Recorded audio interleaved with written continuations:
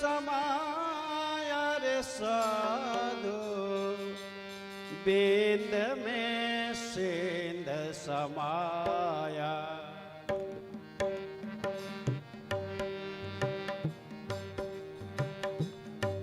पेटीમાં થોડોક આવાજ આપો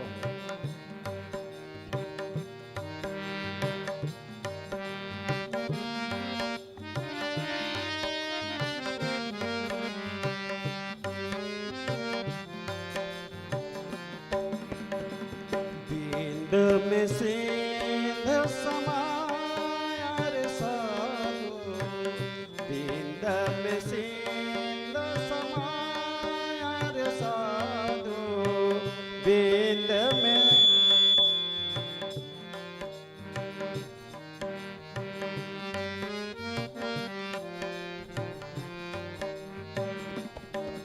त्रिगुण स्वरूप खोजत भय विस्मय त्रिगुण स्वरूप खोजत भय विस्मय अलख न जाय लखार साधु बिंद में सिंध समाया बिंद में सिंध समाया रे साधु बिंद में सिंध समाया रे साधु बिंद में सिंध समाया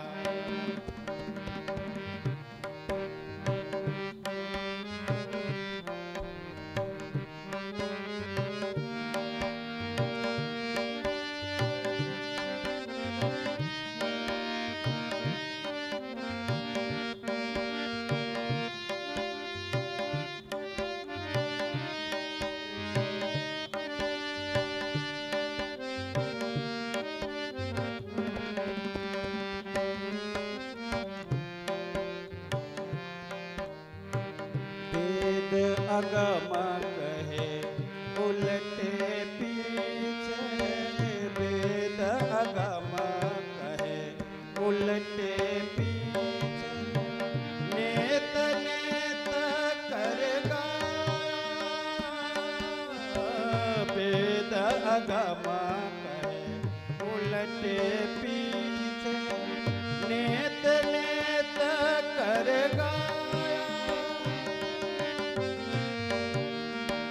खबर न पड़ी विद उपज कहाँ थे खबर न पड़ी विद उपज कहाँ थे नाम निगम धराया बिंद में सिंध समाया रे साधु बिंद में सिंध समाया रे साधु बिंद में सिंध समाया बिंद में सिंध समाया रे साधु बिंद में सिंध समाया रे साधु बिंद में सिंध समाया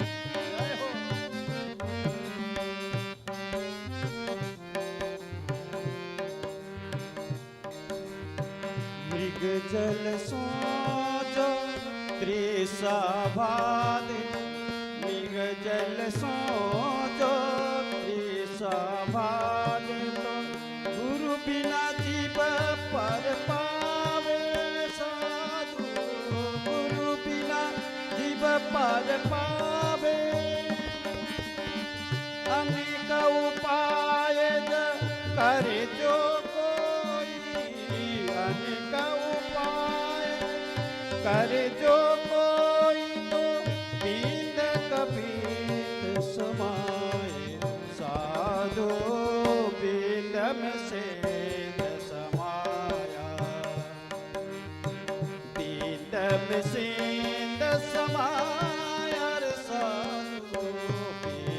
में सिंध समाया रे साधु, बिंद में सिंध समाया, बिंद में सिंध समाया रे साधु, बिंद में सिंध समाया रे साधु, बिंद में सिंध समाया।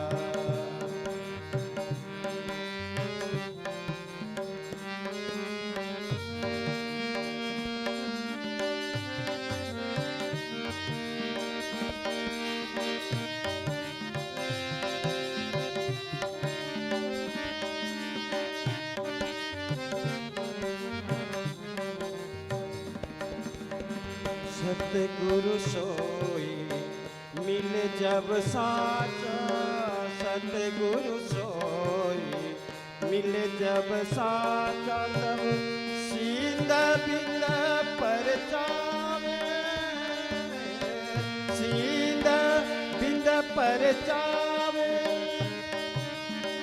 प्रगट प्रकाश करे पर ब्रह्म सो, प्रगट प्रकाश करे पर ब्रह्म सो, तब बिंद अनेक उड़ावे, बिंद में सिंध समायो रे साधु, बिंद में सिंध समायो रे साधु, बिंद में सिंध समायो।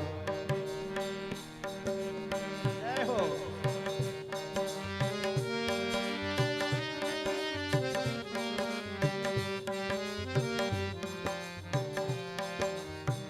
सतगुरु सोई मिले जब साचा, सतगुरु सोई मिले जब साचा, सींद बिंद पर जावे,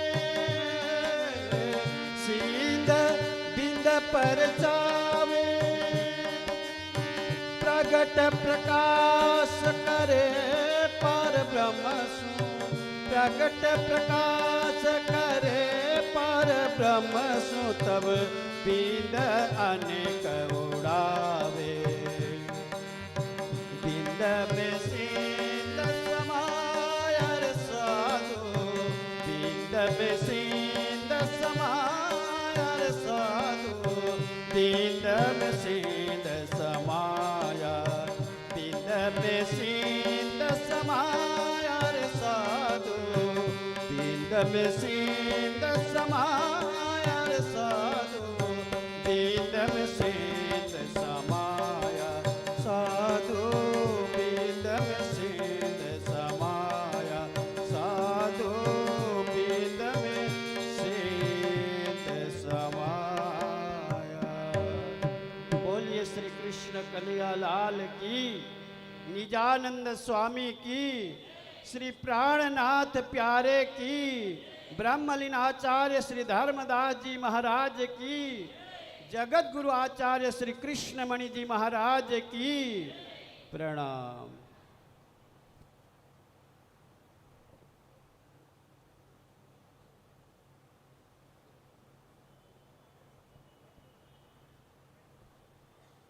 બોલો શ્રી પ્રાણનાથ પ્યારે કી જય। આજે શિબિરના પહેલા છત્રની અંદર દરેક સુંદર સાથને નમ્ર વિનંતી કે નવા આવ્યા હોય એ નોટ પેન માગી લેજો।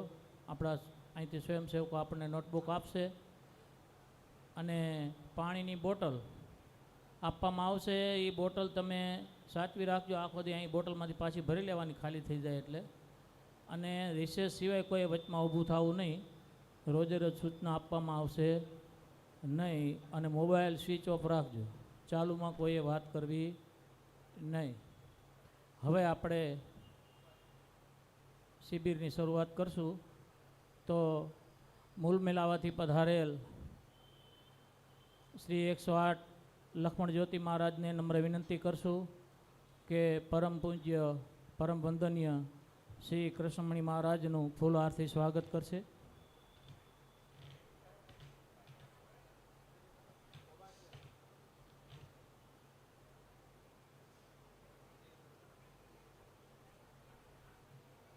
બોલો શ્રી પ્રાણનાથ પ્યારે કી જય.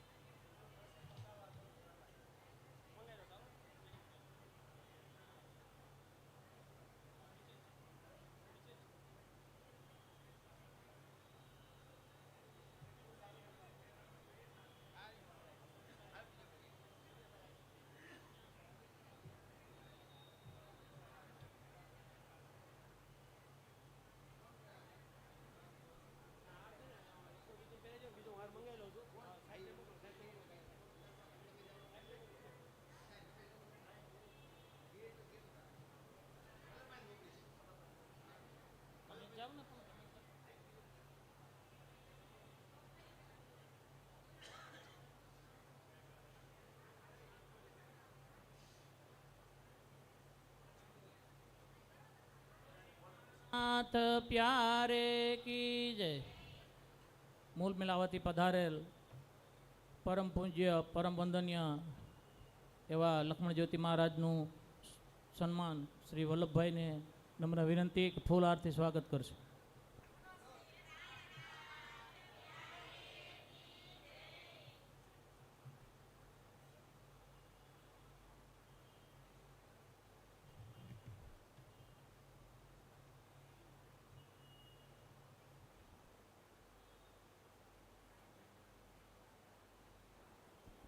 હવે શિબિરની શરૂઆત થશે તો આપણે બધાય એક ચિત્તે એક દિલથી આ બાજુ ધ્યાન રાખી અને હૃદયમાં ઉતારવાના શબ્દો ફરજિયાત કાન ખોલીને બધાય નિરાતે સાંભળજો.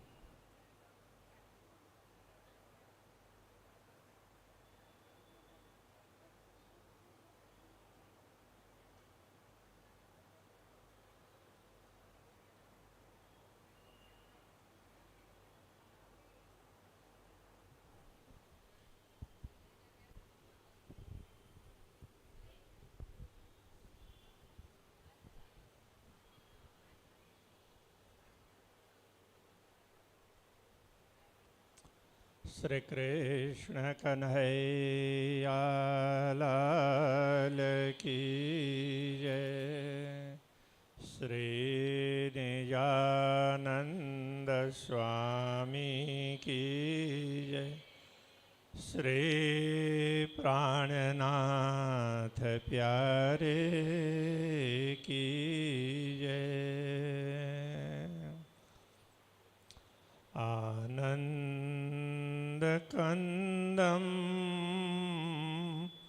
પ્રભુદેવચંદ્રમ બ્રજેશરૂપેણ પુરાપિ જાતમ પ્રવિશ્ય પ્રાપ્તમ પ્રિયપ્રાણનાથમ પરેશપૂર્ણમ સતતમ નમામિ. પરેશપૂર્ણમ સતતમ નમામિ. નમામિ.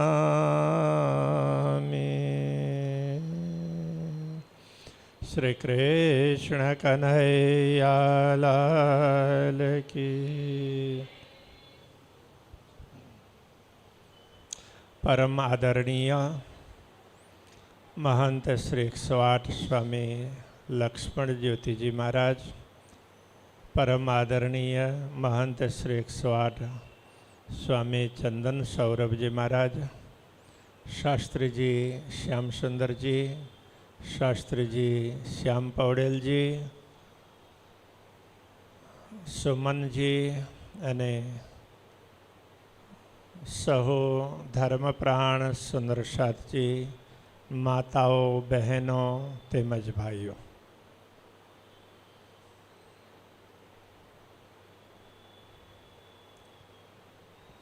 આજે શ્રી 5 મહામંગલપુરી ધામથી પરમ આદરણીય આચાર્ય શ્રી 108 સૂર્યનારાયણદાસજી મહારાજ સૌને આશીર્વાદ આપવા માટે હમણાં પધારી રહ્યા છે. થોડી વારમાં પહોંચશે. જેમ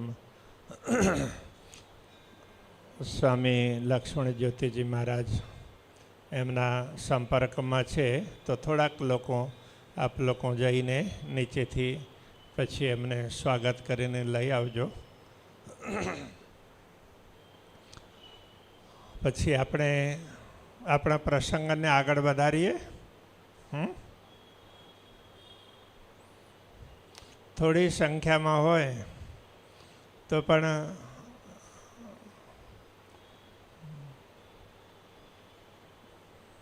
પણ બધા સુંદર સાથ શાંતિથી બરોબર બેસીને સાંભળે છે. થોડાક તમને બીવડાવી દીધા ઘણા સુંદર સાથને ના અમારા આયોજકોએ. હવે એ શિસ્તનું પાલન કરવા માટે તમને થોડાક બીવડાવ્યા. હા, અને એમનું નજીકમાં કાર્યક્રમ રાખવાની થોડીક ટેવ પડેલી ને. જોકે કાર્યક્રમમાં સમય પર પહોંચીએ, વચ્ચે આવીને બાધા ન પહોંચાડીએ, એ તો આપણે બધાની ડ્યુટીમાં આવે, આપણી ફરજ છે. પણ ક્યારેક આપણે બીજાને નુકસાન પહોંચાડીએ છીએ કે નહીં એ વિચાર નથી કરતા. આપણું પોતાનું વિચારીએ છીએ. એટલે જે લોકોએ બીજાનું પણ વિચાર કરવાનું હોય ને એ ક્યારેક બીવડાવે. અને બાકી જે લોકો પછી આવતા હોય તો એ લોકોએ શું કરવું જોઈએ? ત્યાં દૂરથી જ પગે લાગવાનું હોય. કાલે એક બાપા અહીં આવ્યા, આ બાજુથી પગે લાગ્યા, ફરી આ બાજુ આવ્યા અને ત્યાંથી ફરીથી ગયા. તમે વિચાર કરો,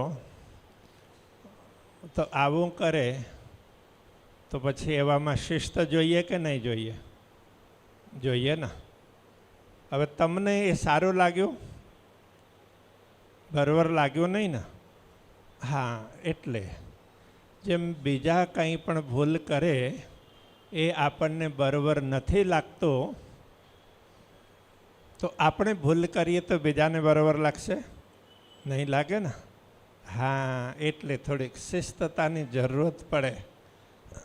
પણ આ થોડો અહીં જે સમય નક્કી કરેલો, કેટલાક સુંદર સાથને ઘરમાંથી પરવારીને, ખાસ કરીને માતા બહેનો હોય એ લોકોને પરવારીને અહીં પહોંચવું હોય ને તો થોડોક સમય લાગી જાય.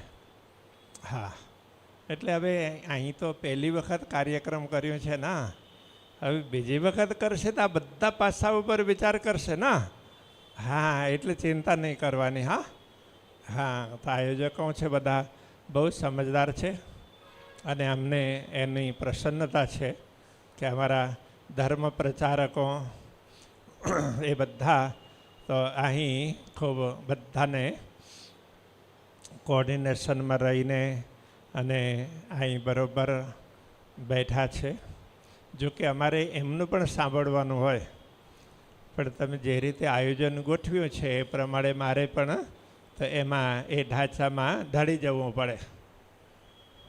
તમને સાંભળવામાં ગમે, કેમ કે અમને મોકો મળે નહીં સાંભળવાનો.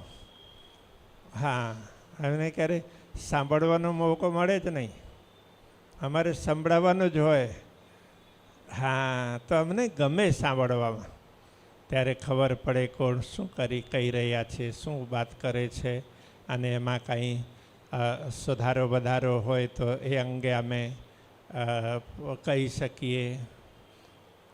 તો અમારી ટેવ શું, કોઈને ઉતારી પાડવાનું હોય અને કોઈની ખામી તો બધામાં હોય ને, અમારામાં ખામી ના હોય, હોય પણ ખામી દૂર કરવાના હિસાબે પ્રયત્ન કરવાનું હોય ને, તો એને ખામી એને ઇન્સલ્ટ કરવા માટે ખામી બતાવવાનું ના હોય. હા, તો એવું હોય. તો એટલે હંમેશા કે આપણે ધ્યાન રાખવું પડે કે આપણે કોઈ પણ કામ કરીએ તો એનાથી બીજાને તકલીફ ના પડે, કોઈને તકલીફ ના પડે, કોઈનું ખરાબ ના થાય, બધાનું ભલું થાય, એવું આપણે વિચારવાનું. હવે આપણે પ્રસંગ ઉપર જઈએ છીએ. ગઈકાલે આપણે સાંભળ્યું જાગૃત આત્મા હોય તો એને શું શું ખ્યાલ હોય, શું ખ્યાલ હોવું જોઈએ, એ આપણે સાંભળ્યું ને, બરાબર સાંભળેલું. જે આત્મા જાગૃત હોય તો એને પોતાની સાચી ઓળખ હોવી જોઈએ, બરાબર. એ દુનિયા તો એક બજાર છે, ખેલ છે, તેમાં કોઈ રમવા માટે આવતા હોય, કોઈ જોવા માટે આવતા હોય. તો જાગૃત આત્મા હોય તો શું વિચાર કરે કે અમે જોવા માટે આવ્યા છીએ. રમવા માટે આવેલા હોય અને એમાંથી પણ કોઈ જાગૃત થાય તો એ જોવાવાળા બને. તો એવું છે. હા, એને પોતાના આગમનનું પ્રયોજન હોવું જોઈએ. દરેક વ્યક્તિને પ્રયોજનની ખબર હોવી જોઈએ કે અમને આ શરીર મળ્યું એનું શું પ્રયોજન. તો એમને જન્મ્યા દુનિયાદારીની જે કંઈ પણ દુઃખ સુખ વગેરે ભોગવ્યા અને પછી મર્યા. તો આ કામ તો પશુઓ નથી કરતા, કરી જ રહ્યા છે ને. પછી માણસ થાય તો એનું શું. તો માણસ પશુઓમાં શ્રેષ્ઠ ગણાય, બધા પ્રાણીઓમાં માણસ શ્રેષ્ઠ ગણાય. તો એની શ્રેષ્ઠતા શું કે એને મનુષ્ય જીવનનું પ્રયોજન સમજાય. જે કાર્ય પશુઓ નહીં કરી શકે, પશુઓને એમના જીવનનું પ્રયોજન ન સમજાય. કોઈ પણ પશુને, ભલે ઘણા પશુઓ બહુ ચતુર હોય છે, બહુ નિષ્ઠાવાન હોય છે, છતાં એમને એમના જીવનનું પ્રયોજન સમજવાની ક્ષમતા એમનામાં નથી હોતી, જ્યારે માણસમાં હોય છે. આપણે બધામાં એ ક્ષમતા છે, તો છતાં આપણે આપણા જીવનનું પ્રયોજન ન સમજીએ તો પછી આપણે બધા નાદાન થયા ને. તો આ નાદાની ન હોવી જોઈએ. એના માટે તો ધર્મ છે, એના માટે તો મહાપુરુષોએ જ્ઞાન ઉપદેશ આપ્યા, અને આ ઉપદેશો અલગ અલગ શાસ્ત્રોના માધ્યમથી આપણને મળે છે. તો શાસ્ત્ર એટલે શું? તો જે આપણને માર્ગદર્શન આપે, ઉપદેશ આપે, એ શાસ્ત્ર. શાસ્ત્ર એટલે આપણને માર્ગદર્શન આપે, આપણને ઉપદેશ આપે. તો શાસ્ત્ર શબ્દ કઈ રીતે બન્યો? તો એ શાસ્ત્રને કઈ રીતે સમજવાનું, શાસ્ત્રના અર્થને? તો એના માટે એક પરિભાષા સમજાવી છે. શાસ્ત્રી ઉપદિશતિ ઇતિ શાસ્ત્રમ. તો જે બીજાને ઉપદેશ આપે, લોકોને માર્ગદર્શન આપે, તો એ શાસ્ત્ર. પણ માર્ગદર્શન આપવાવાળા લોકોમાં કંઈ યોગ્યતા છે કે નહીં? તો એના માટે કહે છે કે જે કોઈ માર્ગદર્શન આપતા હોય ને એના વચનો આપ્ત વચન હોવા જોઈએ. તો આપ્ત વચન એટલે કે જે યથાર્થ બકતા હોય ને, જેની પાસે વિવેક હોય, એ યથાર્થ સાચું અને ખોટું બેયને સમજી શકતા હોય, તો એ વ્યક્તિ ઉપદેશ આપે તો એના વચન શાસ્ત્ર ગણાય. તો તારતમ સાગર શાસ્ત્ર છે કે નહીં? છે. શ્રી કૃષ્ણ પ્રણામી ધર્મના અવલંબીઓ માટે તો શ્રી તારતમ સાગર સૌથી પ્રથમ શાસ્ત્ર છે.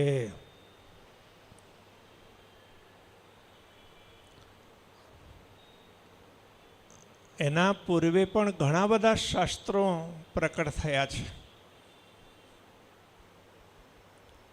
એ બધા શાસ્ત્રો છે અક્ષર બ્રહ્મની અલગ અલગ પ્રકારની શક્તિઓ હોય ને, એ શક્તિઓના માધ્યમથી પ્રકટ થયેલા છે. એમ તો અક્ષર બ્રહ્મ તો અક્ષરાતીતને આજ્ઞા સિવાય પોતાની મેળે કાંઈ ન કરે. હા, એ મનસ્વી રીતે કાર્ય ન કરે. બધાને પ્રોટોકોલ ખ્યાલ હોય. આપણા લોકો જ લાપરવાહી છીએ. આપણને કંઈ પ્રોટોકોલ અંગે ખરાબ શું કહેવાય, ખબર જ નથી. એટલે આપણે મનસ્વી રીતે વર્તીએ. પણ તો અક્ષર બ્રહ્મ હોય, એમની જેટલી પણ શક્તિઓ હોય, એ મનસ્વી રીતે નહીં વર્તે. હંમેશા પ્રોટોકોલને ધ્યાનમાં રાખીને વર્તે. તો અક્ષર બ્રહ્મા જ્ઞાન ઉપદેશ દુનિયામાં મોકલાવે કોઈ પણ માધ્યમથી, જેને આપણે અહીં શ્રી તારતમ સાગરમાં મહામતી શ્રી પ્રાણનાથજીએ પંચવાસનાની વાત કરી છે. તો એ પંચવાસના પણ એક પ્રકાર સમજાવ્યું છે. આવા ટાઈપના લોકો, એમાં એવું નહીં કહ્યું કે આટલા જ છે. તો એ 5 પ્રકારના લોકો છે જે દુનિયામાં જ્ઞાન આપે છે. તો એ અંગે પછી ચર્ચા કરીશું. હા, પાછળથી જો સમય આપણી પાસે રહેશે ને, તો એ 5 પ્રકાર તમને બધાને ખબર છે. પંચવાસનાઓ કોણ કોણ છે તમે ગણાવી દેશો, પણ એની બાબતમાં આપણે પછીથી જઈશું, કે એને પણ થોડુંક આપણે સમજવા માટે કોશિશ કરશું. પણ આ તારતમ જ્ઞાન, બ્રહ્મ જ્ઞાન, એ પૂર્ણ બ્રહ્મ પરમાત્માએ પોતે પ્રકટ થઈને સ્વમુખે પ્રદાન કરેલ છે. એટલા માટે બેહદ વાણી નામનું પ્રકરણ છે ને, એમ તો બીજી જગ્યામાં પણ કહ્યું છે, પણ ખાસ કરીને બેહદ વાણી નામના પ્રકરણમાં આ વાત સ્પષ્ટતા કરી કે આ બ્રહ્મજ્ઞાન પૂર્ણ બ્રહ્મ પરમાત્માના સીધા વચનો, એમના મુખારવિંદમાંથી પ્રકટ થયેલ વચનો, એવા વચનોને સાંભળવા માટે, જાણવા માટે, આવા વચનો પ્રાપ્ત કરવા માટે કેટલાય લોકોએ કેટલી તપશ્ચર્યાઓ કરી. આ તારતમ્ય જ્ઞાન આ પ્રકારનું જ્ઞાન છે. તો એનું મહત્ત્વ આપણે સમજીએ તો શું થાય?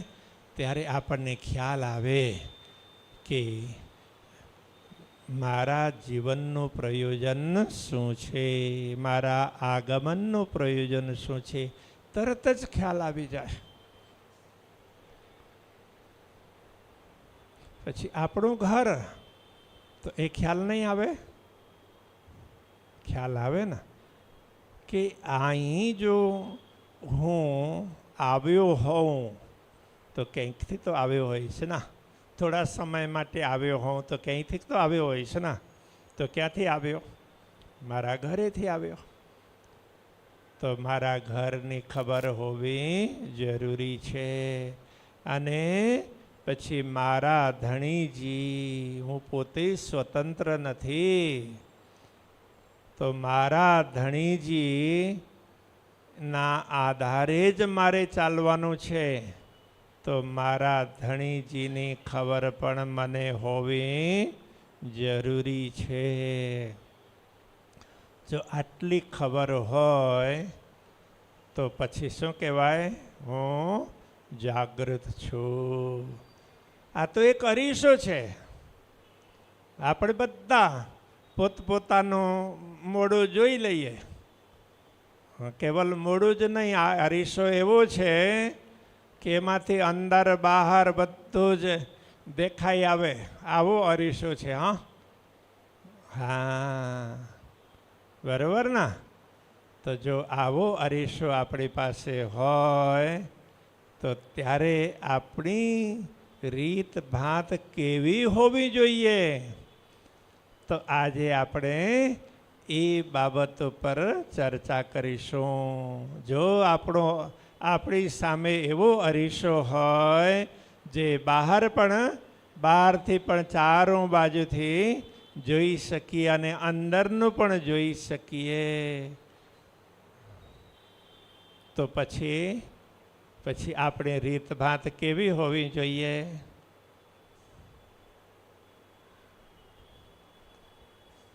તો બસ આજે આ અંગે ચર્ચા કરીએ, બરાબર ને? અને આ પ્રકરણ એ પણ કલશ ગ્રંથમાં 11મું પ્રકરણ. એના પહેલાં અમુક પ્રકરણો હતા પણ મેં પછી એ અંગે ચર્ચા નહીં કરી. તો 11મું પ્રકરણ, તો જેમાં શું કહ્યું છે?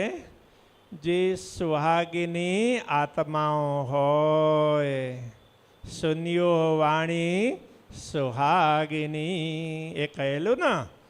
તો એ સુહાગિની આત્માઓ હોય તો એનું વર્તન કેવું હોવું જોઈએ? એનો વર્તાવ, એનું વર્તન, વર્તણૂક એટલે એનો વ્યવહાર કેવો હોવો જોઈએ? એમની સોચ, એમના વિચારો, એમના કાર્યો કેવા હોવા જોઈએ? તો આપણે કોઈને પણ આઈડલ માનવું હોય તો કોઈ પૂછે તમે કોના આઈડિયોલોજીના હિસાબે ચાલો છો? તમારા આઈડિયલ પર્સન એટલે કોઈ તમને જેનાથી પ્રેરણા પ્રાપ્ત થાય એવા કોણ? તેમ કોઈ પૂછે તો આપણને ખબર તો હોવી જોઈએ ને. તો આપણને પ્રેરણા મળે,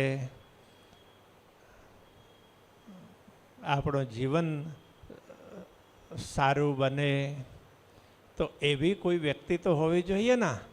તો આવી વ્યક્તિઓની વાત મહામતી શ્રી પ્રાણનાથજી અહીં કરી રહ્યા છે. તો એ શું કહે છે? પાર્વતન જો સુહાગિની તાકી નેક કહું પહેચાન, જો કદી ભૂલી વતન તો ભી નજર તહાં નિદાન, તો ભી નજર તહાં નિદાન. બહુ સરળ શબ્દો છે. હા, એટલા સરળ શબ્દો, અને હું તમને થોડુંક એ અંગે જણાવું. આપણે કોઈ પણ શાસ્ત્રો છે ને, એ શાસ્ત્રોના વચનો બિલકુલ સરળ છે. કોઈ પણ શાસ્ત્ર આપ જો, એ બધાના વચનો બિલકુલ સરળ છે. ઋષિ મહર્ષિઓના, જેમને આ જોયું, અનુભવ્યું, અને એ લોકોએ જે વાત કરી ને, એમાં ક્યાંય પંડિતાઈની વાત નથી. બિલકુલ સરળ વાત છે. હા, ભાષાઓ અલગ અલગ હોઈ શકે, આપણને એ ભાષા અંગે ખબર ન હોય, પણ પાછળના લોકોએ, અમારા જેવા લોકો હોય ને, જો બુદ્ધિની ચતુરાઈ વાપરે, અને એ લોકોએ બગાડ્યું છે. એમને બહુ એને ખેંચાતાણ કરીને પછી અલગ અલગ રીતે સમજાવી, તો એનાથી શું થાય, જે મૂળ વાત છે એ એક બાજુ રહી જાય અને માત્ર ચતુરતા આવી જાય છે. અને આ અંગે મને પ્રાણનાથજીને એક ચૌપાઈ યાદ આવી કહું તો, એ જે ખોટી ચતુરાઈ હોય ને, એ વ્યવધાન રૂપ બને છે. એ જ બાત શ્રી પ્રાણનાથજી કહે છે, ઇલમ ખૂબી ચાતુરી અંગ કી, ઇલમ ખૂબી ચાતુરી અંગ કી, એ પટ લિખ્યો અંકુર, એહિન દેવે દેખને, મેરે દુલ્હે કે મુખ કાનો. કેટલી સરસ વાત અને કેટલા સરળ શબ્દોમાં સમજાવી કે જો જે ચતુરાઈ છે ને, એ બુદ્ધિની ચતુરાઈ હોય. અલગ અલગ પ્રકારની ચતુરાઈ હોય છે. ચતુરાઈ એટલે ચાલાકી, કે બુદ્ધિની ચાલાકી હોય, વાણીની ચાલાકી હોય. લોકો હાથની ચાલાકી નથી કરતા. અમુક લોકો જે જાદુગર કહેવાય છે ને, તો એ હાથની ચાલાકી જોઈએ ને, તો બીજું કંઈ હોય કે કંઈ ના હોય. એ બધી આ ચાલાકીઓ, જેટલી પણ દુનિયામાં ચાલાકીઓ ને, એને બીજા શબ્દોમાં પેલી કરામત પણ કહે છે ને. તો પ્રાણનાથજી શું કહે છે, સાધો કહેર કહી કરામત, એ દુનિયા તિતરા છે. તો એ કરામત છે, આ ચાલાકી છે ને, ચતુરાઈ છે, તો એમાં દુનિયા ભલે મસ્ત રહેતી હોય, પણ પરમાત્માના અનુભવ માટે એ શું છે, એ કહર છે, મોટી વિપત્તિ છે. કેમ કે એ ક્યારેય પરમાત્માનો અનુભવ કરવા ન દે. એવી ખટપટી મચાવે તો ચિત્તની વૃત્તિઓને શાંત રહેવા જ ન દે. અને જે લોકો એમાં મસ્ત રહેતા હોય, તો એમને પરમાત્માની ખબર ના પડે. તો એટલે તો શું કહી રહ્યા છે, એહી ન દેવે દેખને, મેરે દુલ્હે કે મુખ કા નૂર. પૂર્ણ બ્રહ્મ પરમાત્મા અનાદિ અક્ષરાતીત શ્રી કૃષ્ણજી ધામધણી શ્રી રાજજીના સ્વરૂપના દર્શન કરવા માટે બાધક શું છે, આજ બુદ્ધિની ચતુરાઈ છે, ચાલાકી છે. હવે વાણીની પણ ચાલાકી હોય, કે અહીં કેવલ બુદ્ધિની જ ના કઈ, બધી જ જાતની ચાલાકી. તો એ ચાલાકી શું હોય, બીજા લોકોને ભ્રમિત કરવા માટે જે કોઈ પણ પ્રયત્નો કરવામાં આવે, જે કોઈ પણ ઉપાયો કરવામાં આવે, એ બધાને ચાલાકી કહેવામાં આવે છે. તો એ પરમાત્માના અનુભૂતિ માટે, અનુભવ માટે, પૂર્ણ બ્રહ્મ પરમાત્માના દર્શન માટે એ બધા બાધક બને છે.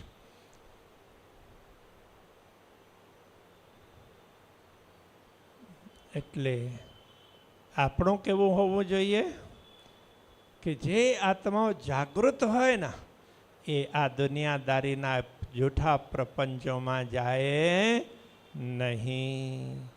તો આવા આત્માઓની ઓળખ કઈ રીતે કરવાની?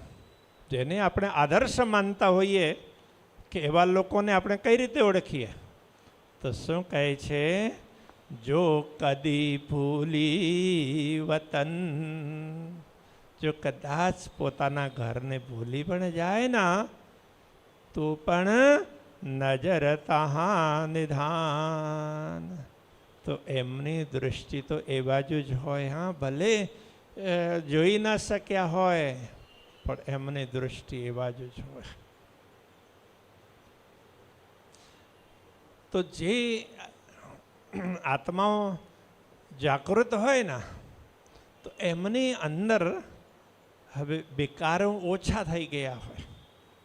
પછી વિકાર ઓછા થઈ જાય અને આજે છલ કપટ વગેરે બધા આવે ક્યાં? કે જે બહારની ઇન્દ્રિયો હોય ને તો એમાં છલ કપટનું સ્થાન ઓછું હોય. જે અંતરની ઇન્દ્રિયો છે, મન, બુદ્ધિ, ચિત્ત અને અહંકાર, આ બધી જ વસ્તુઓ એની અંદર જ આવે. હા, અને એ હોય તો પછી પ્રેમ પ્રકટ થવા જ નથી. કે હમણાં એના પહેલાં એક પ્રકરણ ગયું પ્રેમનો, તો એમાં શું કહ્યું છે? ઇશ્ક બડા રે સબન મેં, ના કોઈ ઇશ્ક સમાન. તો કહે છે અરે પ્રેમ મહત્વપૂર્ણ છે. હા, હવે તમે જાગૃત થયા ના, તમારા અંદર પ્રેમ પ્રકટ થવો જોઈએ.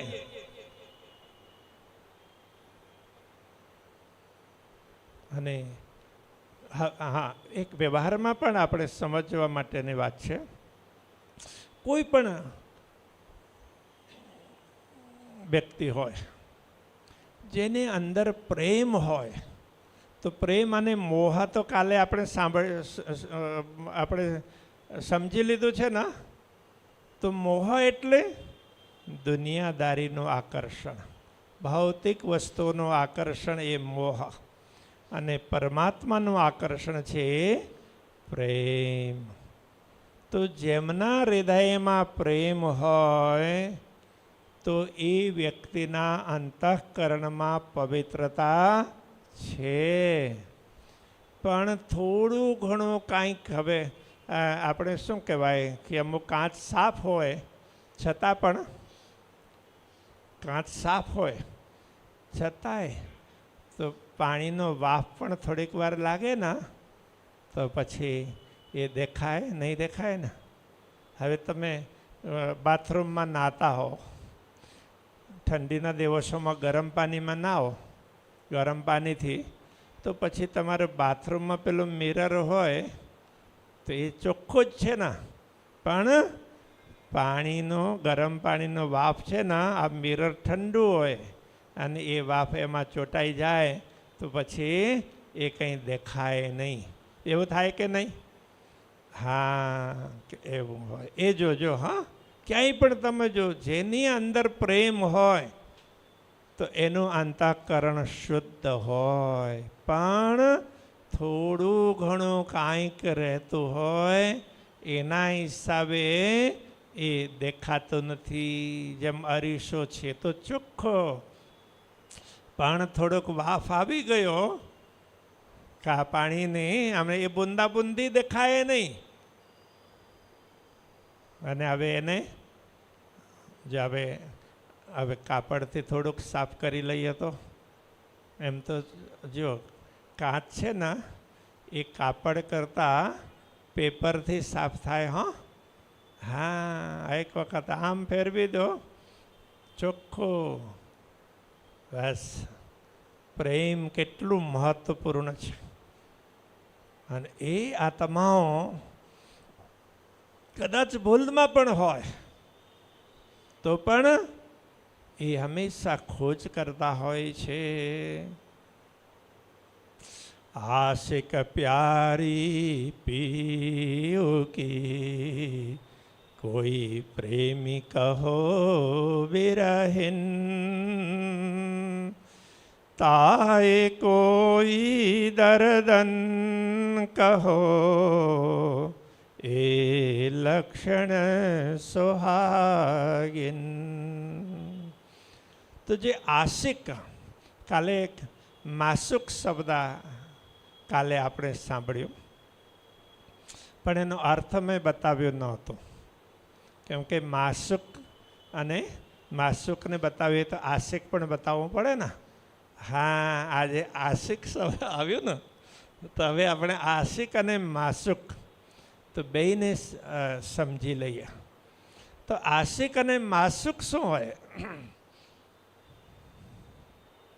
તો તમે સનંદ ગ્રંથને વાંચશો ને તો ત્યાં જો કે એકતે પરંપરામાં બતાવવામાં આવેલી વાતને સ્પષ્ટતા કરી છે. જો કે આજના સમયમાં જે કતે પરંપરાને માનનારા લોકો હોય એ લોકોને તો આંગે ખબર જ ન હોય, પણ તો એ પરંપરા તો છે. તો અમુક સમયમાં તો કદાચ અમુક લોકોને સારી સમજ રાખતા હોય એવો સમય હોય. તો આશિક અને માસુક, આશિકમાં અમુક જગ્યામાં આશક લખ્યું હોય, તો એ રીતે પણ આશક આશિક એક જ વસ્તુ છે. તો આશિક એટલે ચાહક, ઈચ્છા ચાહના ધરાવનાર, એને આશિક કહેવામાં આવે, બરાબર. અને માસુક એટલે આશિક પણ ચાહના ધરાવતા હોય તો પ્રેમી તો હોય ને, પ્રેમ તો હોય, પણ કોઈની ચાહના રાખતા હોય તો જેની તરસ લાગી હોય તો પાણી બાજુ કોણ જાય? તરસ લાગેલો હોય એ જ જાય ને. હા, આશિક એટલે તરસેલા તો છે, તરસ છે. અને માસુક એટલે તો જેને તરસ બુઝાવે તો એ માસુક. હવે માસુક શબ્દ છે અરબીમાં પણ વપરાય અને ફારસીમાં પણ વપરાય. જોકે ત્યાં સીધા સીધા માસુક નથી, એ માસુકમાં પેલા અરબીમાં છે ને બે બિંદી આવે એટલે એને માસુકા એમ કહેતા હોય છે. અને પછી ધીમે ધીમે અપભ્રંશ થતાં થતાં એ માસુક બન્યું. તો પરમાત્માને પણ તો માસુક કહેતા હોય છે. અને કતે પરંપરામાં તો પરમાત્માને આશિક પણ કહ્યું છે. આશિક કયા અલ્લાહ કો એમ કરીને કહ્યું છે ને. તો એ આખી વાત કરી. તો પહેલાં તો આપણે આશિક અને માસુક કઈ રીતે વપરાયેલ છે એને સમજી લઈએ. તો જે ચાહક હોય, તરસ હોય, તો જેની તરસ હોય તો તરસાયેલો માણસ તો એની બાજુ જાય ને. તો એની તરસ કોની હોય? તો પરમાત્માની તરસ હોય તો પરમાત્મા બાજુ જાય તો એને આશિક કહેવાય, બરાબર. અને માસુક એટલે બધાની તરસ શાંત કરી દે એ માસુક, બરાબર.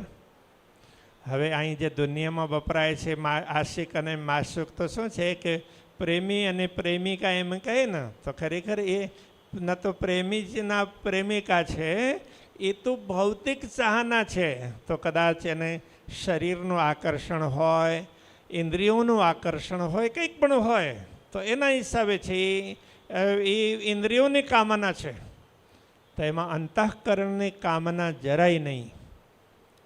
તો અંતઃકરણની કામના તો પરમાત્માની અનુભૂતિમાંથી જ એ શાંત થાય. એ તરસ છે અંતઃકરણની, એ પરમાત્માની અનુભૂતિથી શાંત થાય.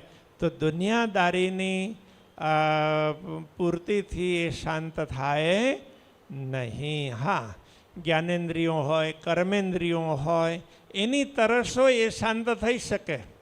પણ અંતઃકરણની તરસ છે શાંત થઈ શકે નહીં. તો એ અંતઃકરણ પણ જ્યારે અંતર્મુખ થાય, આત્મા બાજુ જાય ના, અને ત્યારે જે તરસ જાગૃત થાય તો એ આશિક એટલે પ્રેમી, પરબ્રહ્મ પરમાત્માને ચાહનારો, એનો અનુભવ કરવા માગે, દર્શન કરવા માગે એવો ચાહક એને આશિક કહેવામાં આવે. ઠીક. અને એ ચાહના શાંત કરે તો એ પરમાત્મા કરી શકે, એટલે એ માસુક. અને અરબીમાં તો માસુકા કે એ સ્ત્રી માટે વપરાયેલ છે. કેમ કે લૌકિક જ્ઞાન છે ને, તો દુનિયામાં તમે વિચાર કરો તો કે દુનિયામાં જે શારીરિક આકર્ષણ હોય, એક પુરુષ અને એક સ્ત્રીની આકર્ષણ, એકબીજાનું આકર્ષણ હોય, અને એક પુરુષ અને સ્ત્રી તરીકેનું આકર્ષણ હોય, તો જેને વધારે ચાહના હોય તો એ દોડીને જાય, એ સ્ત્રી હોય યા પુરુષ હોય. તો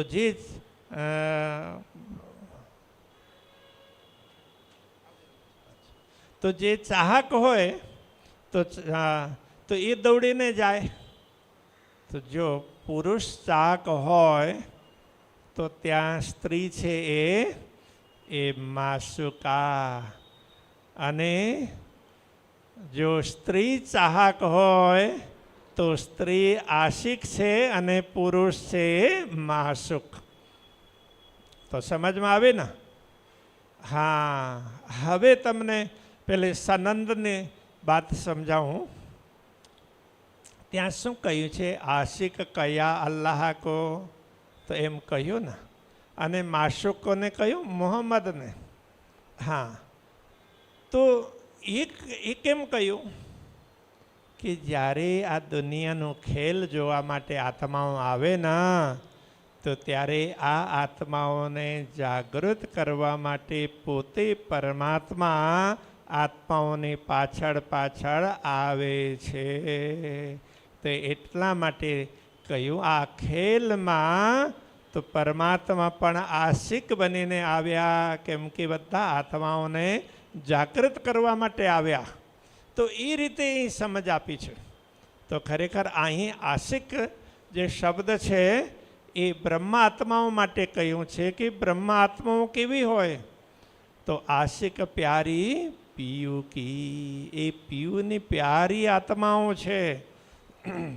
તો કોઈ પ્રેમી કહો બિરહીના, કોઈ એને પ્રેમી કહી શકે છે, કોઈ એમને બિરહિણી કહી શકે છે.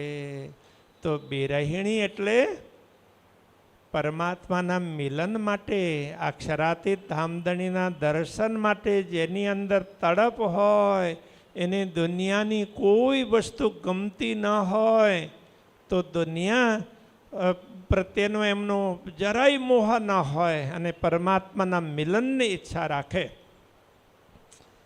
તો એ આત્માઓ છે એને બિરહિણી કહેવામાં આવે છે. તો બિરહામાં બહુ જ તડપ હોય. તો એ તો આપણને નથી થતો એટલા માટે ખબર નથી પડતી, પણ બિરહામાં બહુ જ તડપ હોય. ક્યારેક ક્યારેક તો માનો શરીર શરીરના કટકા કટકા થઈ ગયા હોય ને, તો એવું લાગે કે માનો હૃદય હોય એ ફાટી જતો હોય એવું લાગે. પણ થોડીક વાર લાગે અને પછી એ વિરહમાં પણ ના, જો પરમાત્માનો વિરહ છે ને એવો છે, તો એમના પ્રત્યે તો ગમે તે રીતે માણસ ખેંચાય ને, મતલબ આત્મા ખેંચાય, એને આનંદ જ મળે. તો એવું લાગે ખરું? અક્ષરાતીત ધામધણીજી પ્રત્યે ગમે તે રીતે ખીચાવ થાય, ત્યારે તકલીફ કાંઈક પણ આવે તો પણ એ આનંદમાં જ બદલાય છે. એવી કોઈ વાત પ્રાણનાથજીએ કંઈ કરી છે? તો કરી છે. હા. તો તો શું કહે છે? એતા સુખ તેરે બિરહ મેં કૌન સુખ હો સી વિહાર. તો શું કહે છે? અને એને પહેલા આ ચોપાઈનું પેલું ચરણ શું છે?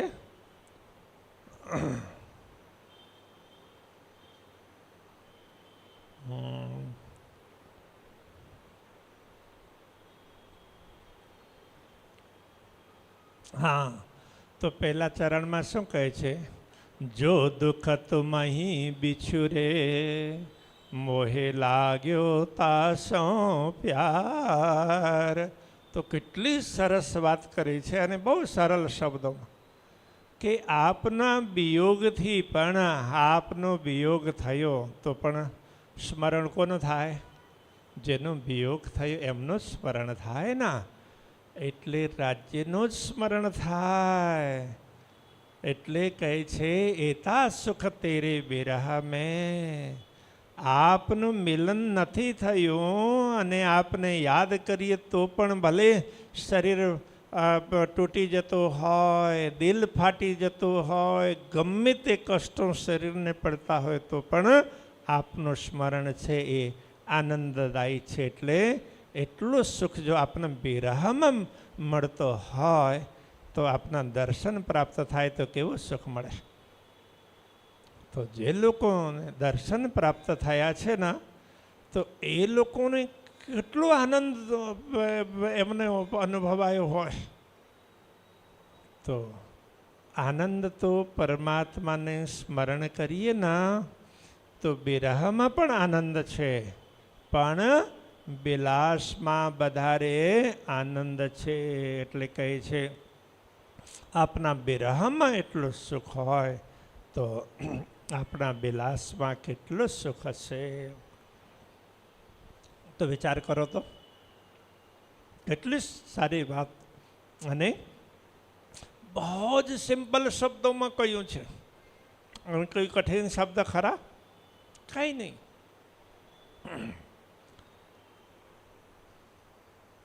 તાએ કોઈ દર્દ ન કહો, કોઈ દર્દી કહે. આપણે તો શું કહીએ છીએ? દર્દી એટલે જે શારીરિક પીડા ભોગતા હોય, માનસિક પીડા ભોગતા હોય, તો એને દર્દી કહીએ છીએ. જેની આત્મામાં તડફ હોય ને, અધ્યાત્મમાં એને પણ દર્દી કહેવામાં આવે. જેને પીડા છે, દર્દ છે, તો કયું દર્દ? તો દર્દ છે અક્ષરાતે ધામધનીના મિલનનો. એટલે એવી આત્મા હોય ને તો કોઈ દિવસ તો એમને ધામધની પ્રત્યે વિશ્વાસ ક્યારેય નહીં તૂટે. હા, ક્યારેય વિશ્વાસ નહીં તૂટે. તો આ વાત સમજાવતા શું કહે છે? આકિન ના છૂટે સુહાગિની જો પરે અનેક વિઘન પ્યારી પિયો કે કારણે જીવ કો ના કરે જતન. તો આકીન એટલે વિશ્વાસ, યકીન કહીએ ને આપણે. તો આકીની યકીન એ રીતે છે. એ બધા ફારસીના શબ્દો છે. તો એમને આકીન, યકીન, વિશ્વાસ, એનો અર્થ આપણા શબ્દોમાં શું થાય? એ વિશ્વાસ. તો સુહાગીની આત્મા હોય એમનો વિશ્વાસ ક્યારેય ડગુમગુ થાય નહીં. તો એનો વિશ્વાસ હંમેશા ટકીને રહે. તો એવા વિશ્વાસને શું કહીએ છીએ? તો દૃઢ વિશ્વાસ. કાલે દૃઢતાની વાત આવી હતી. હા, તમને યાદ રહી કે નહીં રહી મને ખબર નથી. તો એ દૃઢતાની વાત કાલે આવેલી. એક ચોપાઈ તમને કહેલું. મેં મારું બલ જાણ્યું સહી, હું તો છું અતિ મોડ, થાય સર્વે ધની થકી, તે મેં કીધું દ્રઢ. ત્યાં દ્રઢ એટલે અહીં દ્રઢ વિશ્વાસ. બસ તો જાગૃત આત્મા હોય ને તો એમનો વિશ્વાસ ક્યારેય છૂટે નહીં. એટલે શ્રી પ્રાણનાથજી કહે છે કે બધું તો ધામધની કરાવે છે. એટલે હું વિચાર કરું કે હું કરું છું, મેં કર્યું, આ કર્યું, તે કર્યું, આ બધું સાચું નથી. ધામધની પોતે કરાવે છે. તો પછી આપણે એ પોતે કરાવતા હોય તો આપણે સૂઈ જવાનું, આરામ કરવાનું કે નહીં? આપણને સૌભાગ્ય આપ્યો છે નિમિત્ત બનવાનો. એટલે આપણે નિમિત્ત બનવાનું અને પૂરી નિષ્ઠાથી, હા, પૂર્ણ સમર્પણથી. તો આ રીતે કે આપણે શું કરવાનું? નિમિત્ત બનવાનું. આપણે બધા નિમિત્ત છીએ. એટલે હું કરું છું, મેં કર્યું, આ બધી જ વસ્તુઓ છે ને એ ખોટી છે. એ આપણને પોતાની શક્તિની સમજ નથી. એટલા માટે તો પ્રાણનાથજીને સમજ છે એટલે આપણને સમજાવે છે. મેં મારું બલ જાણ્યું સહી. તો આપણે પણ પોતપોતાના બલને, પોતપોતાની શક્તિને જાણી લઈએ, સમજી લઈએ તો શું થાય? તો ખ્યાલ આવશે કે અરે હું કરું છું એમ વિચાર કરું તો હું તો મૂર્ખ કહેવાઉં. તો કરાવે છે કોણ? થાય સર્વે ધણી થકી. જેટલું પણ કંઈ સારું થઈ રહ્યું છે એ ધણી થકી અક્ષરાતી ધામધની કરાવે છે. તે મેં કીધું દૃઢ. તો એ મેં નક્કી કર્યું કે દ્રઢતાપણે મેં એ સમજી લીધું, એ દ્રઢ કરી લીધું. તો હવે વિચાર કરો,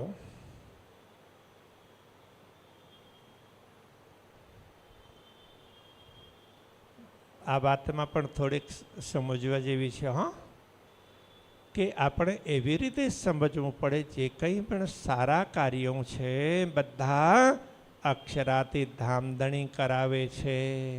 અને કાંઈ ખોટું થાય છે તો એ ખોટું ક્યારેય નહીં કરાવે. હા, ખોટું તો આપણે પોતાની બુદ્ધિને બરોબર રીતે વાપરીએ નહીં, અથવા બુદ્ધિમાં શુદ્ધતા નથી એટલે ભ્રાંતિઓ થાય છે, એના હિસાબે ખોટું થાય છે.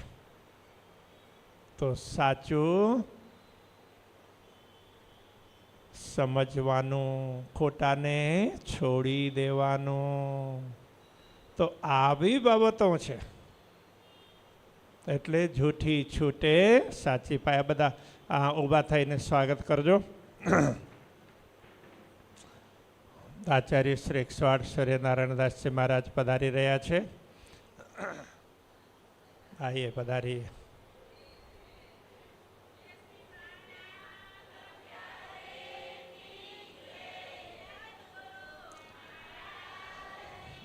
જય. હવે માઇક મારી પાસે છે એટલે કોઈ જયકારા બોલ્યા નહીં. આપેરાજ, જી જી જી જી, આપેરાજે.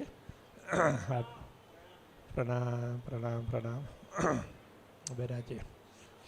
અચ્છા, હવે મહારાજજીને ફૂલારથી સ્વાગત કરો ભાઈ. હા, તમે માઇક લઈ લ્યો, કંઈ વાંધો નહીં. હું થોડી વાર વિરામ આપું.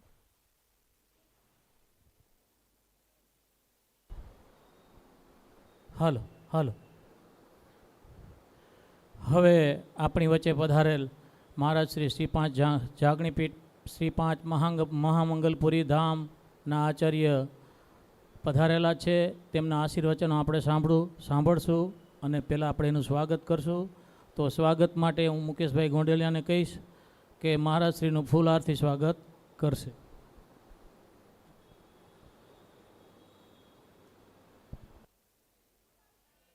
નાથ પ્યારે કી.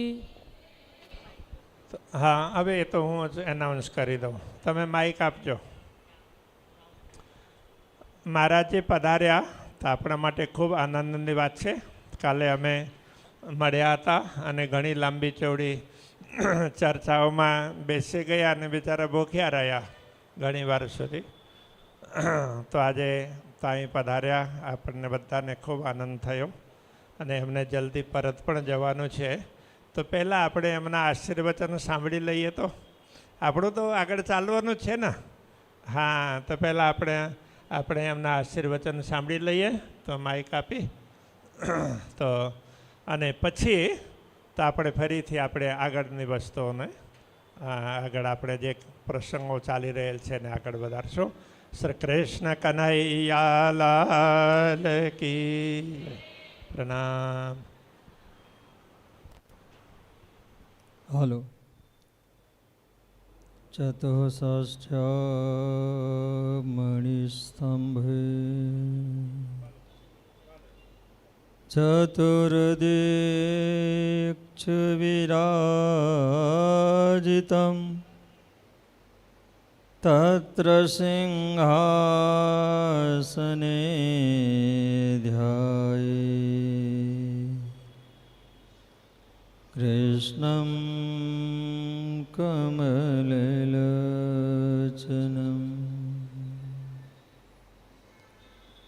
કૃષ્ણં કમલપત્રાક્ષં સચ્ચિદાનંદવિગ્રહં સખીયોથાંતરચરં પ્रणमामि પરાત્પરમ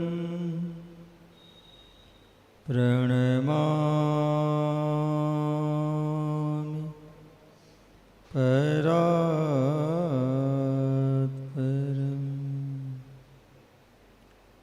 વંદો સદ્ગુરુચરણ કો કરહ પ્રેમ પ્રણામ અસુહરણ મંગલ કરને ધની શ્રીદેવ ચંદ્રજીના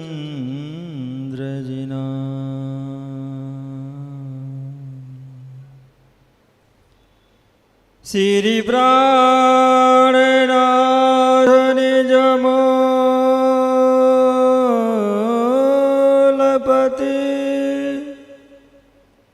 શ્રી મિહિરાજ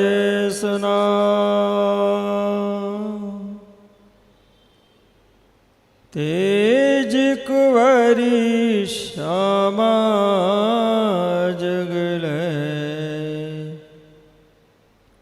પલ પલ કર પ્રણામ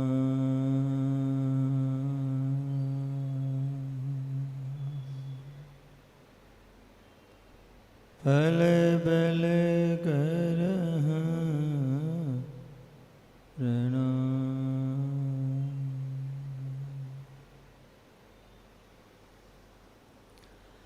बोलो श्री प्राणनाथ प्यारे की, श्री कृष्ण कन्हैया लाल की। जरा जोर थी बोलशो ना तो आ सीलिंग तूटशे, पछी मोहन भाई नो भाई तेरी पेरंग काम करवानो मળી जशे। बोलो सदगुरु महाराज की, श्री बाईजूराज महारानी की, श्री कृष्ण प्रणामी धर्म की, श्री राज श्यामा जी ની અસીમ કૃપા। આજે શ્રી કૃષ્ણ પ્રણામી મંદિર બહુચરાજી, જ્યાં ત્રિદિવસીય શિબિર, જે શિબિરમાં આપણા બધા સુંદર સાજીને દર્શન તથા આ વખત વાણીથી કૃતાર્થ કરવા માટે ઉપસ્થિત જામનગર શ્રી 5 નવતનપુરી ધામથી પધારેલ પરમ પૂજ્ય જગદગુરુ આચાર્ય શ્રી 108 શ્રી કૃષ્ણજી મહારાજ, બાજુમાં જ શ્રી પ્રાણનાથ હોસ્પિટલ અને મૂલ મિલાવા મંદિર, ત્યાંના પરમ સન્માનની મહારાજ શ્રી 108 શ્રી લક્ષ્મણ જ્યોતિજી મહારાજ દર્શન આપીને કૃતાર્થ કરી રહ્યા છે. અહીંયા શ્રી 5 નવતનપુરી ધામથી પધારેલ પરમ સન્માનની શ્રી 108 શ્રી ચંદન સૌરભજી મહારાજ, જેમના મુખારબિંદથી ત્રિવર્ષીય એટલે દર 3 વર્ષે આપણે શ્રીમદ ભાગવત કથા અહીંયા શ્રવણ કરતા હોઈએ એવા પરમ સન્માનની શાસ્ત્રી શ્રી શ્યામ સુંદરજી, શ્યામજી અને આપ સુમનજી, ઉપસ્થિત શિવિરાર્થી સુંદર સાજી, સૌભાગ્યની વાત આપને કહું, સંપૂર્ણ વિશ્વ બ્રહ્માંડને ઉદ્ધારક, તારક અને કંઈક પણ કર્યા વગર મુક્તિ આપનાર કદાચ કોઈક વાણી છે, એ વાણી છે આ તારતમ સાગર ગ્રંથ. કંઈક પણ કર્યા વગરની વાત કરો. તમે રાજશ્યામાજી નહીં બોલો, તમે પ્રણામ નહીં બોલો, આમ તો 18,758 જે ચોપાઈ છે એ ચોપાઈના જે એક એક શબ્દ છે ને એ બધા જ તારતમ છે, એ બધા જ તારતમ છે. એ તારતમ વિશ્વ બ્રહ્માંડ એટલે 14 લોક બ્રહ્માંડની અંદરમાં એ જ તારતમ ફેલવાના પસરવાના છે અને આ સ્પર્શ કરતા જશે. જ્યાં સ્પર્શ થયો એમને મુક્તિ. સ્વર્ગ જવા માટે તમને જુઓ, વિચાર કરો તો ઘણી બધી સાધનાઓ કરવાના થાય. વૈકુંઠ જવા માટે તે ઘણું બધું પૂછો ને, પણ આ વખત જગતની અંદરમાં એક બુદ્ધા અવતાર થયા. જે બુદ્ધા અવતાર છે નિષ્કલંક બુદ્ધા અવતાર, એમના મુખારબિંદથી પરબ્રહ્મ પરમાત્મા શ્રી કૃષ્ણજીએ એક દિવ્ય પદાર્થને અવતરણ કર્યું છે, જે પદાર્થનું નામ છે તારતમ. પણ આજે આપને એક વાત ખાસ કરીને નિવેદન કરી દઉં કે અહીંયા તો રાજ સમાજીની છબી પણ છે અને પાછળ સાઈડમાં દેવી માતાજીનો પણ સુંદર છબી છે. પણ આપ પોતાના હૃદય ઉપરમાં હાથ રાખીને પૂછો કે આપણે બધા જ પ્રણામી સુંદર સાથ ઘૃણા કરતા છીએ. કોનાથી? રાધા કૃષ્ણ રાજશ્યામાજી સિવાય જેટલા પણ દેવી દેવતાઓ છે ને એમના બધા જ થી. અને કદાચ કોઈક સંત મહાત્મા તમને આમ કહે ને કે ના એમને પણ માનવાનું, આમ પણ કરવાનું, તો તમે એ સંત મહાત્માને જ્ઞાનને પણ તમે બાયકાટ કરો છો. પણ આપને એક વાત પૂછું કે આ 18,758 ચોપાઈની અંદરમાં જે શબ્દો છે એ શબ્દોની અંદરમાં કોઈક વખત વિચાર કરીને જુઓ કે કોઈક પણ એવા દેવી દેવતા છે કે જે દેવી દેવતાનું નામ નથી?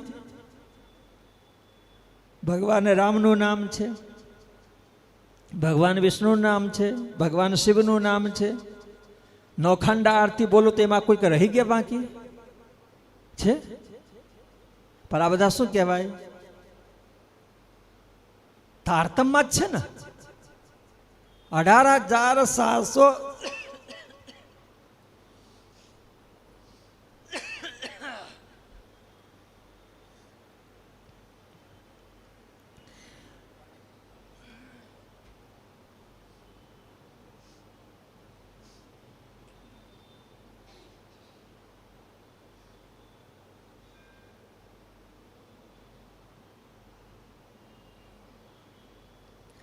બોલો શ્રી કૃષ્ણ કન્હૈયા લાલ કી.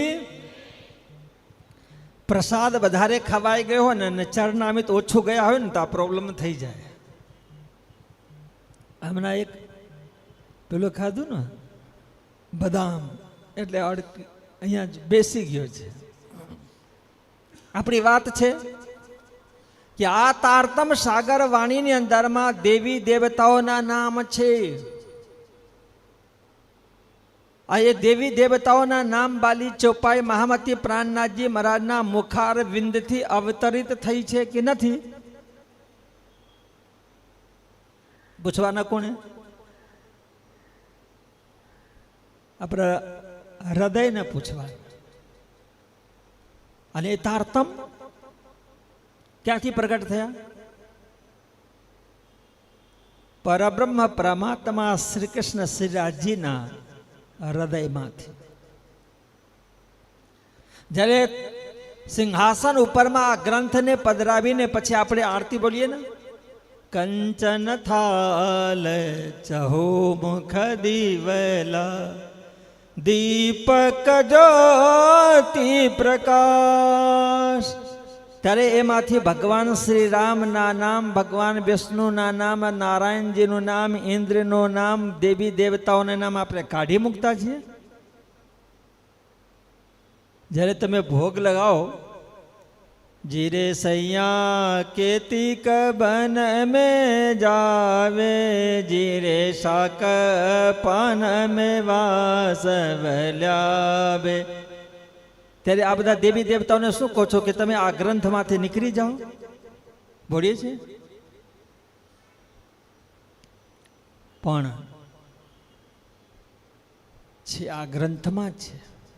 એટલે જ હું ઘણા વખત કહું કે વિશ્વ બ્રહ્માંડમાં જેટલા પણ દેવી દેવતાઓ છે, ઈશ્વર છે, ભગવાન છે, એમના થકી જે આ જગતની અંદરમાં ધર્મ છે, સંપ્રદાયો છે, અને ધર્મ સંપ્રદાયોના જે મંત્રો છે, ગ્રંથો છે, એ બીજા કોઈ એમને સન્માન કરે કે ન કરે, પર પ્રણામી ધર્મના સુંદર સાથ માટે બધા જ સન્માનનીય છે. કેમ કે આપણા ગ્રંથમાં છે. એ ગ્રંથ પ્રણામી સમાજના સુંદર સાથને ત્યાં છે, સંત મહાત્મા ગુરુજનોને ત્યાં છે. એ ગ્રંથમાંથી એક પણ દેવી દેવતાઓ એના નામ તમે કાઢો ને, તો આપણે શું ગાવીએ? આરતી અંગ ચતુર્દશ કેરી, પાંચ સ્વરૂપ મિલે એક ભયોરી, આરતી અંગ ચતુર્દશ કેરી, રાસ હિ ચરણ પ્રકાશ પિંડુરિયા, ખટરિત ઘોટન કલશ જંઘન કી, સનંધ કમર કર કિરંતન સોહે, નાભી ખુલાસા ઉદર ખિલવત સો. આજે આપણે ગઈ 14 ગ્રંથોના નામ છે, અને એ 14 ગ્રંથ એ પરબ્રહ્મ પરમાત્મા શ્રીરાજી મહારાજના અંગ પ્રત્યંગ છે. એ અંગ પ્રત્યંગની અંદરમાં જે 14 ગ્રંથના ચૌપાઈઓ છે ને, એ શરીરના જુદા જુદા પાર્ટ્સ છે, ભાગ છે. શબ્દો જે છે ને એ સ્વરૂપના એક એક રોમ છે. હવે એક શબ્દને પણ તમે કાઢશો ને તો શ્રીરાજી મહારાજના જે દિવ્ય બાંગમય સ્વરૂપ છે, એ બાંગમય સ્વરૂપમાંથી એક પણ રોમ આમ તેમ થાય તો દોષી કોણ ગણાય? એટલે આ બધું જ્ઞાન લેવાનો બહુ જરૂરી છે. જ્ઞાન શું કામ કરે? દ્રષ્ટિને ખોલી આપે. જ્ઞાનાંજન શલાકયા, અજ્ઞાનતાને દૂર કરે, જોઈ શકે. અને આપણે ત્યાં તો બે જ વસ્તુ છે, યા તો જાઓ નહીં તો જાગો. જવાની વાત છે અને જાગવાની વાત છે. પ્રાણનાથજી આપણને બતાવ્યું કે આજે તારતમ સાગર ગ્રંથ એ ફક્ત બ્રહ્મ સૃષ્ટિ માટે જ નહીં, બ્રહ્મ સૃષ્ટિ તો હુકુમથી આવ્યા છે ને હુકુમમાંથી સૂઈ ગયા છે ને હુકુમ જ એમને જગાડશે. પણ આ તારતમ તો વિશ્વ બ્રહ્માંડને અખંડ કરવા માટે, મુક્તિ આપવા માટે પ્રગટ થયા છે જગતમાં. એ તારતમમાં એક એક ચોપાઈ, એક એક શબ્દ, એક એક અક્ષર રાજ્યના સચ્ચિદાનંદ સ્વરૂપ છે. એ સ્વરૂપના અંગ પ્રત્યંગ છે. એ સ્વરૂપની અંદરમાં એક એક રોમ રોમ છે. અને બધા જ આપણા માટે સન્માનનીય છે. અને એવા દિવ્ય તારતમ સાગર ગ્રંથના આ વખત પરમ પૂજ્ય મહારાજના મુખારવિંદથી આ બધાને સમારવાનું એક સુંદર તક મળ્યું છે. એ બહુ જ મોટી સૌભાગ્યની વાત.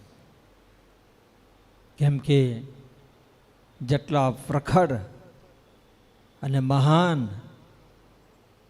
દિવ્ય શક્તિના મુખારવિંદથી તમે સાંભળતા હો ને, તે આપણને વધારે વધારે લાભ મળે. જ્ઞાની બનવાનો કોઈ જરૂરત નથી.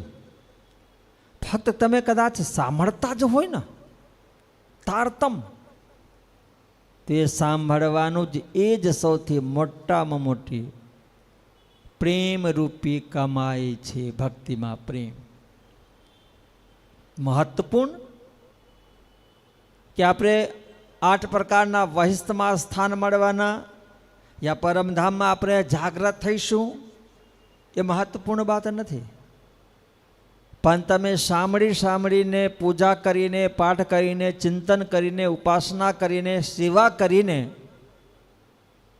પ્રેમરૂપી સૂત, પ્રેમરૂપી ધાગા તમે કેટલા કમાયા ને, એ મહત્વપૂર્ણ છે.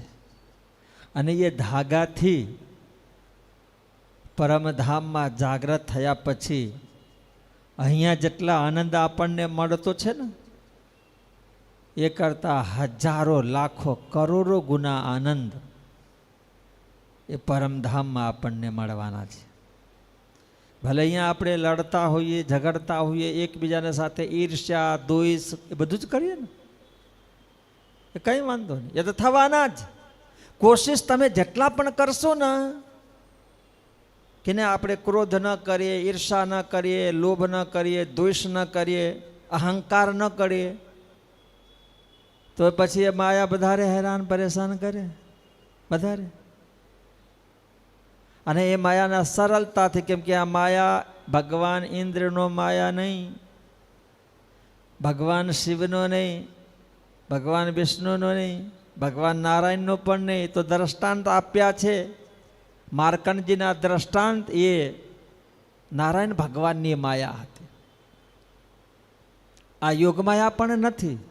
અક્ષર બ્રહ્મ જે બ્રહ્માંડ પ્રગટ કરતા હતા એમને પાસે જે સામર્થ્ય માયા, એ માયા પણ નથી. એ માયા કોની છે?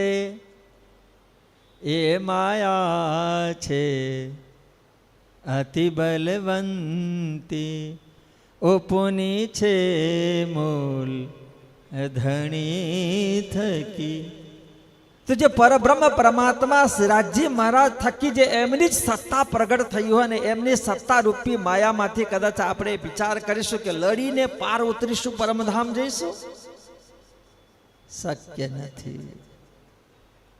કોઈ દિવસ કોઈને થયો નથી. પણ એ માયાથી પાર તમારે શું ઉતરવાનું? માયા તો રાજ્યમાં